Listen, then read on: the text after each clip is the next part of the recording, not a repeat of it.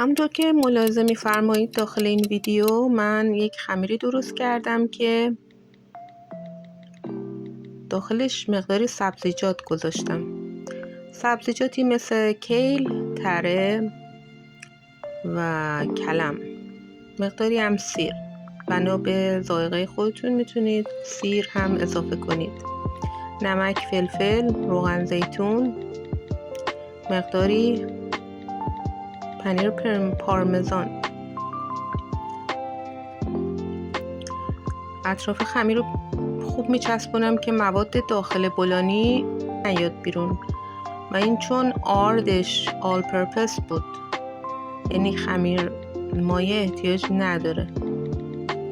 یه مقداری وقتی که خمیر رو درست میکنیم حالت پلاستیک مانند به خودش میگیره، درست نمیشه چسبون. بعد یه مقداری همت به خرج بدیم و سعی کنیم که اطراف رو به درستی بچسبونیم. حالا دارم نقش میدم. البته اگه نقش ایجاد بشه، چون گفتم خمیرش به راحتی شکل نمیگیره. من داخل خمیرم دانه های چیا هم استفاده میکنم که به غذاییت این بولانی اضافه میکنه. مقداری روغن زیتون ریختم. زیاد دوست ندارم غذاهام چرب باشه، کم روغن درست میکنم، ولی برای برشته کردن این بولانی لازمه که از روغن استفاده بکنیم. بعضیا خب داخل آون میذارن، مثل نون درست میشه.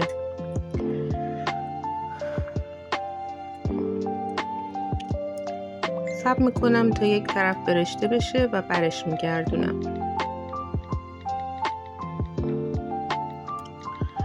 البته یه مقدار تصویر برداری اینجا مشکل داره، چون من یک دستم تلفونه و با یک دست دارم کار میکنم. ببخشید اگر لرزش پیدا میکنه یا تصویر نصفه دیده میشه. این هایی که ملاحظه میفرمایید پنیر چدار هستش. من این رو داخل روغن کمی تفت میدم.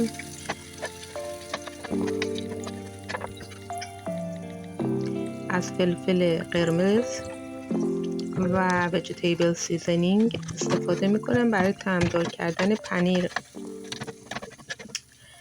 یه مقداری تند شد. شیرم اضافه کردم که پنیر حالت سفت به خودش نگیره. اینجا دارم کمی سس گوجه فرنگی اضافه میکنم به پنیر. همه اینا برای اینکه پنیر ما طعم متفاوت و حالت اسموکی پیدا بکنه. پنیر رو انداختم رو اون طرفی که برشته شده.